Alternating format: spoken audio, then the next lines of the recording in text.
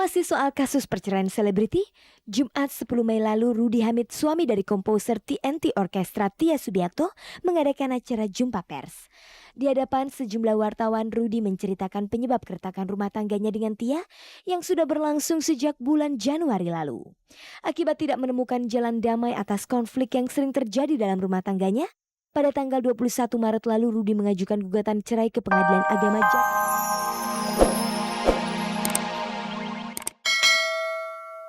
Kalau nggak ada halangan, jadi itu bulan Juni rencananya. Nanti kita pasti kasih tahu lah. Jadi 5 tahun kawin baru ada surat. Sian deh Yuni. Menyinggung tentang status pernikahan, Yuni sempat putus asa menghadapi suaminya Henry yang tidak kunjung jua mengurus keabsahan pernikahan mereka secara hukum. Bahkan karena masalah itu Yuni nyaris memutuskan untuk berpisah dari Henry. Tapi kini Yuni terkesan lebih pasrah. Kadang-kadang ngobrol gitu, Yun toh surat juga nggak ditanya gitu. Kadang-kadang kayak gitu jadi kendor lagi. Karena ada yang butuh pasti gini-gini, aku jadi semangat lagi nanyanya. Tapi lama-lama tidak pernah aku tanya memang gitu loh. Aku berpikir dia sadar sendiri. Dia berpikir malas. Dia berpikir lain. Saya selalu bilang ke Yuni, kalau ada wartawan tanya, kamu bilang sama mereka suruh nanya sama saya gitu. Karena saya lebih gampang ngelesnya kan gitu daripada Yuni. Bohong. Dia mau bohong. Dia nggak bohong. Saya berusaha bijak. Karena itu harus bohong. Sebenarnya Henry sendiri merasa terbebani atau tidak dengan status pernikahannya yang kini dijalani bersama Yuni? Masih terbebani. Karena kan orang melihat bahwa surat itu kan absolut ya. Ya, sementara ada orang yang menerjemahkan bahwa ya hal lain gitu ya. Bahwa ada beban ya pastilah ya, karena mungkin kadang-kadang kita merasa bahwa ini nikah nggak sih kan gitu kan. Padahal walaupun sebenarnya akhirnya surat nikah itu kan nggak pernah ditanya, nggak pernah dipakai juga. Agar tidak berlarut-larut, mengapa Henry dan Yuni tidak memilih mensyahkan saja pernikahannya di Indonesia? Mengingat ada beberapa artis yang berbeda agama juga melakukan pernikahannya di Indonesia? Kalau saya memang maunya catatan sipil saja, jadi nggak di gereja, nggak di masjid. Bisa aja di sini yang udah tuh bisa jadi dibuat di gereja dulu, di masjid, atau kebalikannya, masjid dulu, gereja dulu gitu. Saya memang pengennya catatan sipil saja, jadi kayak orang dulu gitu loh. Orang dulu kan bisa. Tetap kita masing-masing agamanya masing-masing. Iya, ya, Yuni dengan agama Islam, saya dengan agama Kristen, karena kita kan sepakat bahwa agama itu sesuatu yang antara kita dengan Tuhan. Kalau pindah-pindah yang satu aja belum selesai udah pindah lagi gimana sih kan?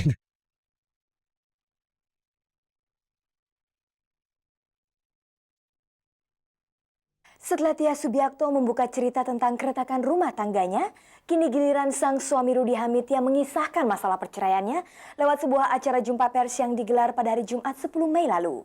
Di hadapan para wartawan, Rudy Hamid menuturkan penyebab keretakan rumah tangganya dengan Tia Subiakto. Masih soal kasus perceraian selebriti, Jumat 10 Mei lalu Rudy Hamid, suami dari komposer TNT Orkestra Tia Subiakto, mengadakan acara jumpa pers.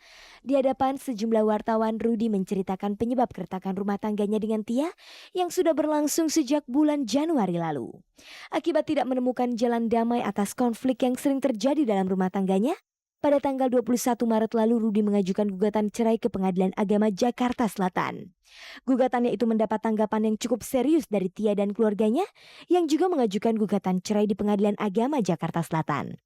Berdasarkan penuturan Tia beberapa waktu lalu, perceraian dalam rumah tangganya tidak dapat dihindari karena sang suami sering melakukan kekerasan setiap kali terjadi konflik dalam rumah tangganya, termasuk dalam hal nafkah materi yang tidak dapat dipenuhi oleh Rudy Hamid. Ternyata dalam konferensi persnya Rudy Hamid membantah semua pernyataan Tia itu. Saya tidak pernah menyerang siapa saja.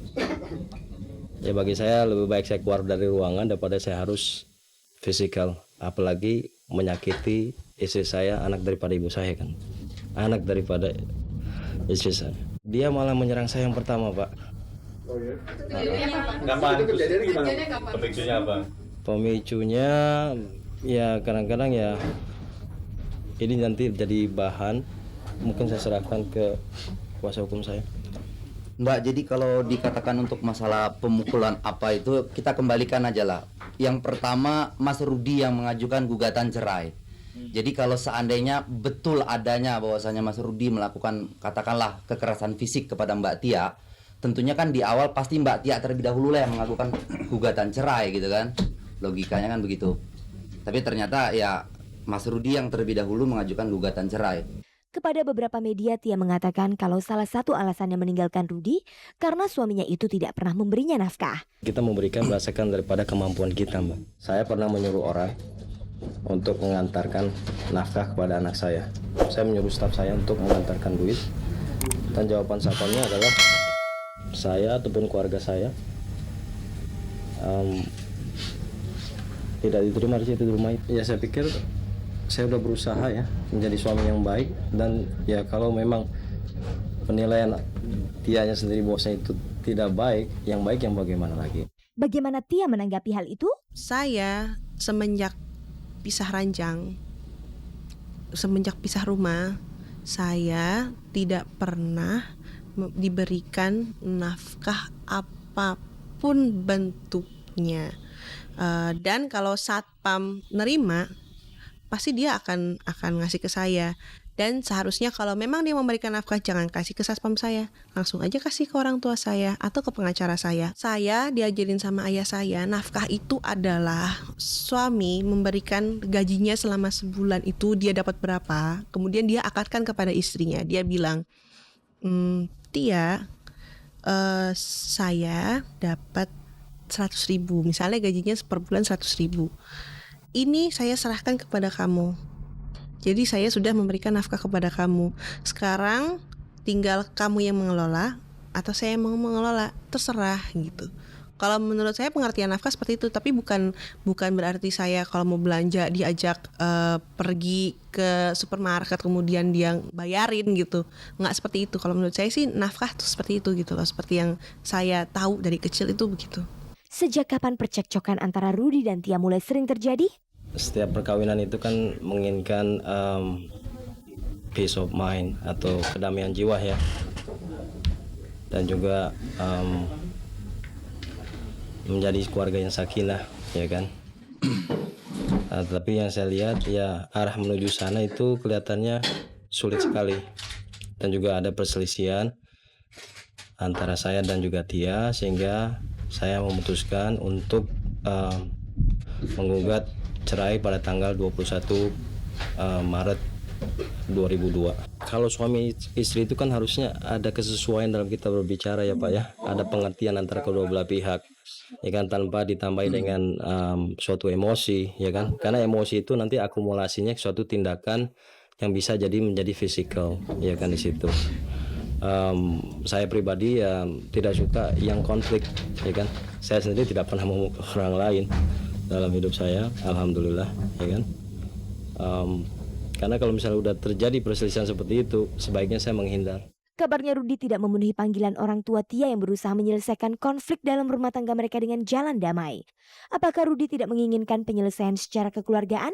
Daya tangkap saya, kalau terjadi perselisihan di keluarga, sebaiknya kalau kita kembali daripada surah Al-Baqarah dan surat-surat lainnya dalam Al-Quran ya Pak ya, dari kedua belah pihak keluarga mengutuskan ya kan ya untuk mencari jalan temunya, bukan dengan memakai lawyer.